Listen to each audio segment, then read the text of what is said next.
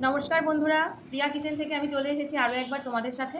তো বন্ধুরা, আজকে আমি তোমাদের যে রেসিপিটি শেয়ার করব সেটি হচ্ছে মাছের ডিমের বড়া করে সেটা দিয়ে একটা ঝোল। তো চলো বন্ধুরা, রেসিপিটা কীভাবে তৈরি করি সেটা তোমাদের দেখানো যাক। তো বন্ধুরা, এখানে কিন্তু আমি আজকে রুই মাছের ডিম নিয়েছি। এটা কিন্তু যে কোনো মাছের ডিম দিয়েই ভালো হয়। আমার বাড়িতে যেহেতু আজকে একটা রুই মাছ এসেছিলো, সেই জন্য আমি কিন্তু তোমাদেরকে আজকে রুই মাছের ডিম দিয়ে রেসিপিটা তৈরি করে দেখাচ্ছি। তো বন্ধুরা, দেখতেই পাচ্ছ এখানে কিন্তু আমি পেঁয়াজ, কাঁচা লঙ্কা, আদা, রসুন, আলু, জিরে, একটু গরম মশলা আর দুটো শুকনো লঙ্কা আমি ফোড়নের জন্য দিয়ে রেডি করে রেখেছি। আর এদিকে আমি একটা পেঁয়াজ কুচি করে নিয়েছি আর কাঁচা লঙ্কাগুলোকে আমি চিড়ে নিয়েছি। তো বন্ধুরা, একটা পেঁয়াজ আমি এর মধ্যে ডিমের মধ্যে দিয়ে নেব। আর ডিমটা কিন্তু একটু নুন হলুদ মাখানো ছিল বন্ধুরা। আর তার মধ্যে দিয়ে দেবো একটু কাঁচা লঙ্কা কুচি। আর আমি এর মধ্যে 1 চামচ ময়দা দিয়ে নেব। এটা চালের গুঁড়ো বা কর্নফ্লাওয়ার দিলে বেশি ভালো হয়, যেহেতু এটা ছিল না যার জন্য আমি ময়দাই দিলাম। আর দিয়ে নিলাম একটু হলুদ আর একটু নুন।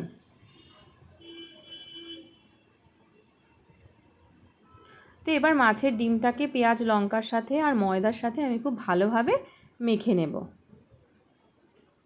তো যতক্ষণ মাখছি বন্ধুরা, তোমরা কে কে এই রেসিপিটা খেতে ভালোবাসো সেটা কিন্তু আমাকে অবশ্যই জানাবে। আমি কিন্তু মাছের ডিম খেতে খুব ভালোবাসি। আর এইভাবে যদি আমাকে শুধু শুধু বড়া ভেজে দেওয়া হয়, আমি কিন্তু সেটাও খুব ভালোবাসি। তো বন্ধুরা, দেখতেই পাচ্ছ এবার আমি এগুলোকে সব এক এক করে বেটে নেব। তো প্রথমে আমি পেঁয়াজ, আদা আর রসুনটাকে বেটে নিচ্ছি।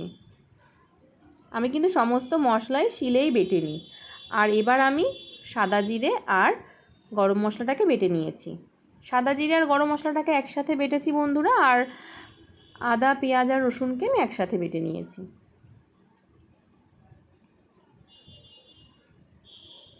তো এবার আমি কড়াইতে তেল গরম বসিয়ে দিয়েছি বন্ধুরা। এবার আমি মাছের ডিমের বড়াগুলো এক এক করে ভেজে নেব।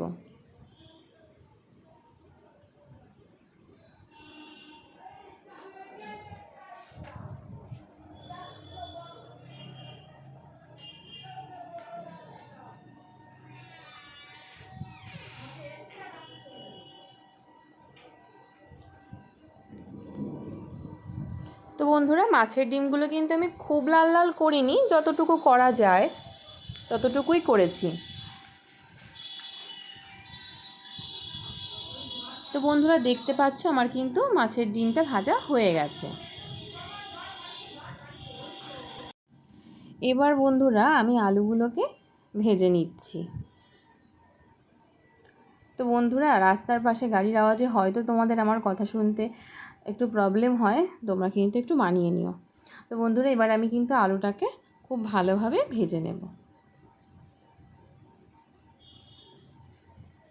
একটু হলুদ আর একটু নুন দিয়ে নিলাম।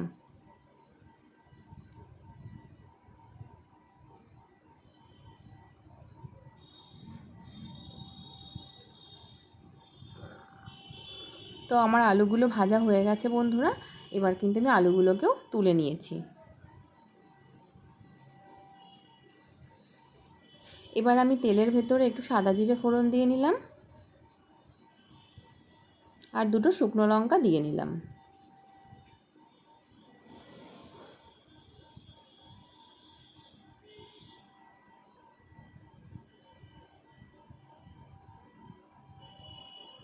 এবার আমি বেটে রাখা পেঁয়াজটাকে দিয়ে দিলাম।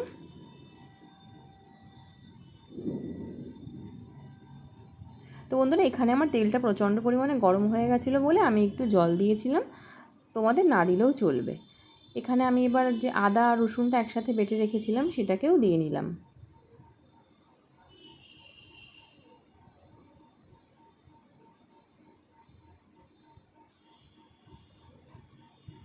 একটু হলুদ, একটু নুন,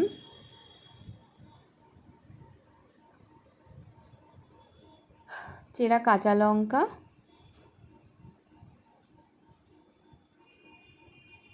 তো এগুলো দিয়ে মশলাটাকে আমি কিন্তু খুব ভালোভাবে কষিয়ে নেব।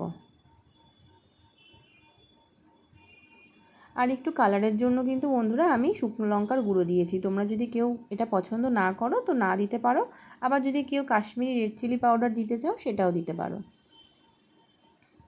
এবার আমি এর মধ্যে ভেজে রাখা আলুগুলোকে দিয়ে নেব। আমি ভেজে রাখা আলুগুলোকে সবসময় কষানোর সময় দিয়ে দিই বন্ধুরা, এতে কিন্তু আলুর স্বাদটাও বাড়ে আর আলুটা কিন্তু খুব ভালো সেদ্ধ হয়ে যায়।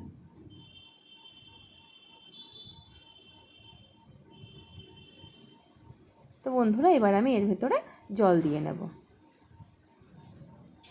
তোমরা দেখতেই পেয়েছো মশলাটা থেকে ভালোভাবে তেল ছেড়ে গেছে। তো এবার আমি জল দিয়ে এটাকে ঢাকা দিয়ে দেবো যতক্ষণ না ফুটতে শুরু করে। তো বন্ধুরা দেখতেই পাচ্ছ আমার কিন্তু ঝোলটা ভালোভাবে ফুটে গেছে।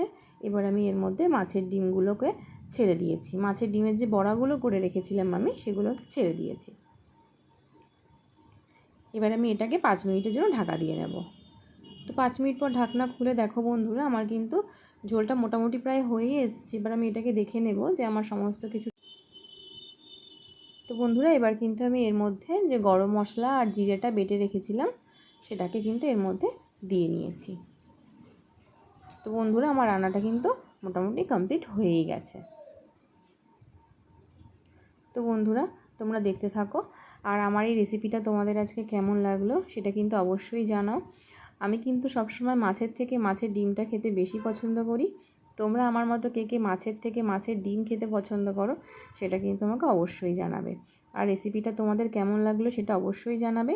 যারা ইউটিউব থেকে আমার ভিডিওটা দেখছো তারা অবশ্যই আমার চ্যানেলটিকে সাবস্ক্রাইব করবে, আর যারা ফেসবুক থেকে আমার ভিডিওটা দেখছো তারা অবশ্যই আমার পেজটাকে ফলো করবে। তো বন্ধুরা প্রথম ভিডিও বানাচ্ছি, কোনো ভুল ত্রুটি হলে অবশ্যই ক্ষমা করে দিও আমাকে, বা আমি ছোট মনে করে সেটা নিশ্চয়ই শুধরে নেওয়ার চেষ্টা করব। তো বন্ধুরা আজকের এই রেসিপিটা তোমাদের সবার কেমন লাগলো আশা করি সেটা আমাকে জানাতে একদমই ভুলবে না।